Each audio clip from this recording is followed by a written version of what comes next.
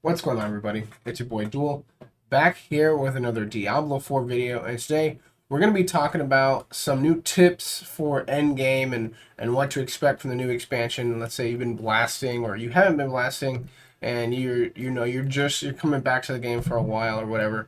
This isn't going to be a full in-depth guide. It's going to be like a high-level tips and what you should expect. Some new things that have been added that you can look forward to. Maybe some things you don't fully understand. So without further ado, let's just jump right into it. So the biggest thing that you want to do first thing when you start after you start the season is you want to start the game from the Vessel of Hatred campaign. And the reason that is to unlock the new endgame activities like the cube and the Warplans, you have to beat the campaign. So right away start a new character, not the main campaign. You just need to beat the Vessel of Hatred campaign, the expansion pack. So once you've done that, Warplans will be unlocked, and it'll be over here in Temis, is what the name, or Temis. I could be getting that wrong, but this is basically a new region of Skovos, which comes with the expansion. So you've got all of Sanctuary, and then you've got Nahantu, and then you've got Skovos. So, and then you come down here, and you got your Warplans, and you talk to Tyrael over here. So tip number one is just make Temis your home base. Just come over here, right click on this, make Temis your home base immediately. Why? Because, well, everything is here. You've got your pit, you've got your changing your difficulty, you got your cube, you got your retrieve whispers, you got a stash, you got the blacksmith, you got your obol shop, and you got everything. You got the undercity, literally everything. Everything is here. It's like a little one-stop shop. I don't know if they meant to make every other city irrelevant, but this is basically your hub now. If they ever end up adding another city, I wonder what that will look like. But this is where you should go. Just come here now.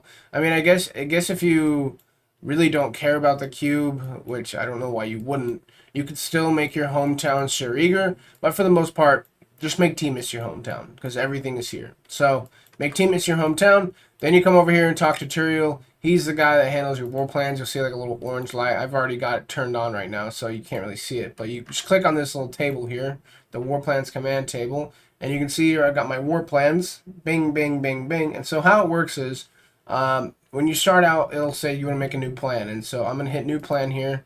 I'm not going to do it because I like my current war plan.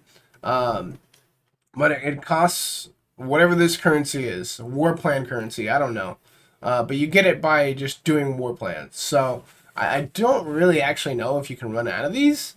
You just can't re-roll if you run out. So is my assumption here. I've never ran out. I've always had 3. So I don't know what that's about. But this is just a way, like, let's say you start here. It'll start with just 2. It'll start, or sorry, 1, 2, 2 different paths. So it starts here, 1 or this one. And so, like I say, this is Undercity, and you don't want to run Undercity for whatever reason.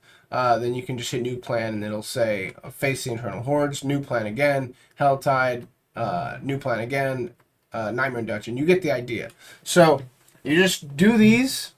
So my biggest tip would be to obviously do your war plans because you'll get a big reward from Tyrael if you do them. And then secondly, I would run Helltide as much as possible. Why? Well, because the biggest reason is that Helltide is pretty much running all the time. So if you didn't know, there's a Blood Maiden here over in Sanctuary, and right now it's over here in Cuvashad, but you get the idea. And then other times there will be a Blood Maiden over here in Nahantu, and then other times there'll be a Blood Maiden here in Skovos. You kind of see where I'm getting at. And if you don't, well, the Blood Maiden offers you 5 grim favors. So you can come here, kill that Blood Maiden, come over here, kill that Blood Maiden. And while you're doing your war plans, open up a couple of chests while you're collecting your cinders. Then you can come back over here. Once you've done with your war plan, talk to Tyrael, and then at the same time, bam, you've got your whispers. You come over here, talk to your tree of whispers here. Boom, get your cash, and now you've got 2 things to get you experience and gear and leveling up really quickly. So, once you complete the expansion, you're going to be at around level 45. It's not as good as how it was in Vessel of Hatred, you kind of got to 55. Lord of Hatred, you get to for like 45. So, and now the new level cap is 70, by the way. So if you didn't know that, there you go. But that's kind of what you should be doing, and just do these war plans and really just do what you want to do. That's the whole point of this, right? Is to make Endgame more fun, a little bit more engaging. And then over here on the right, you have these skill trees.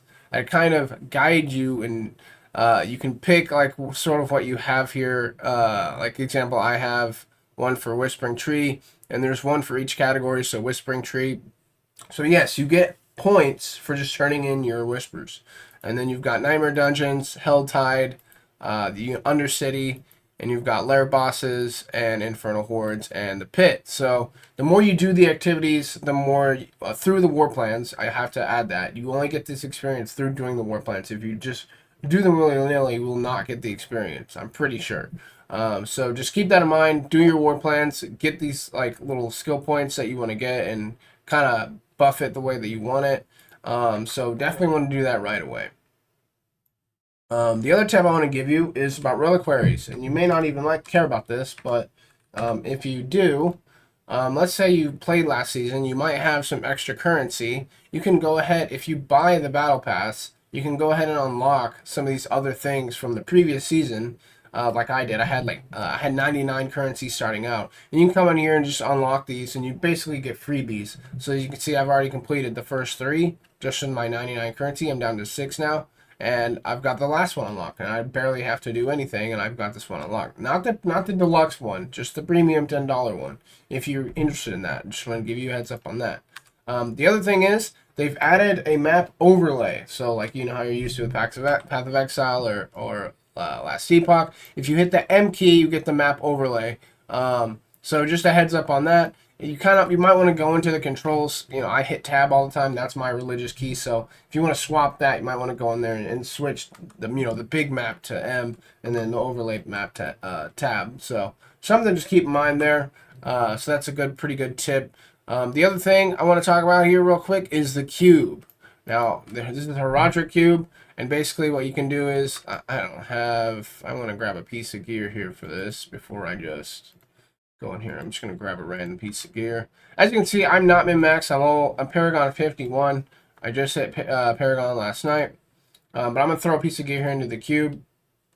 And you can do all kinds of different things based on the stuff that you have. As you can see, I don't have everything unlocked, so I can't really explain everything, but eventually I'll probably do like a separate video that kind of goes more in depth on how the cube works. But for the most part, you just slap in your item here. You can add an affix, do a chaotic reroll. It just changes one of your affixes to random category. I mean, it says here what it does, so if you don't like reading, I guess I'll just explain it to you. You can change an affix to one of the same category. You can remove an affix, so really, it's just crafting. Like, I'll just be completely honest with you, and obviously that's great. That's what we want. But the biggest tip I can give you about the cube, especially in the early game, is making sure to upgrade your stuff to legendary. So if you hit this, it's going to throw in your pure primordial dust and your raw primordial dust. And don't worry, I'm broke. I don't have any more of these, but I've been converting all my stuff to legendaries, and the reason for that is that Nightmare Dungeons, like as you see on the map, even though they have these little boxes, as far as I know, they do not offer you aspects anymore. It doesn't say the reward you're going to get anymore if you just hover over them. Even though they have a little box by them, I think they just forgot to remove that. Blizzard just needs to remove that and just have these icons here. Or maybe they left it in on purpose. I don't know. But I digress. Nightmare Dungeons do not give you aspects anymore. You have to go and get your aspects just from salvaging weapons. So you literally just have to go out and play the game and hope to God one of them drops. Or you come here to the cube and take one of your items like I showed and convert it to a legendary and pray to God that you get what you need. And it'll convert it to a legendary. So that's another good tip.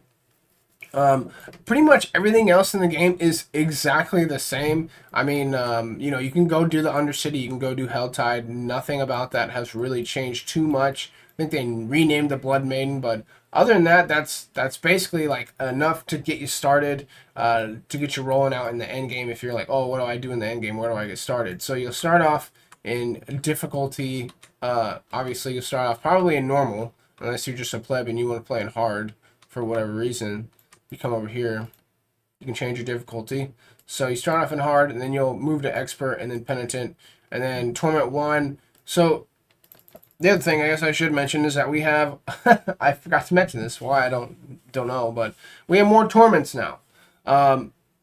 It goes all the way up to torment 12, I believe. So 1, 2, 3, 4, 5, 6, 7, 8, 9, 10, 11, 12.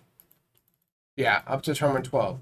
So I believe the stagnation stops at Torment 10. That's kind of where you're basically going to get the most best bang for your buck. But from what I understand, you do, you know, if you want to clear the chapter, there's Torment 12. So I'm not going to go into that because I'm not there yet. But I will say, as far as the season goes, season 13, you're probably wondering, is there a season theme? The answer to that question is no. However, Blizzard has graciously given us two chapters this season. So usually we just get the 1, 2, 3, 4, 5, 6, 7, and now we get 8 and 9 this chapter. So there's plenty of stuff for you to do. Go through your and don't sleep on these, by the way. Get these done, because if you want to get the pit unlocked as soon as you can and get to Torment 1, you want to get to Torment 1 as soon as possible so that you can start getting more legendary drops and getting the gear that you need so that you can basically build your character. So those are basically the main tips that I really wanted to go over. Pretty much everything is the same. Tempering is still in the game. You can still masterwork.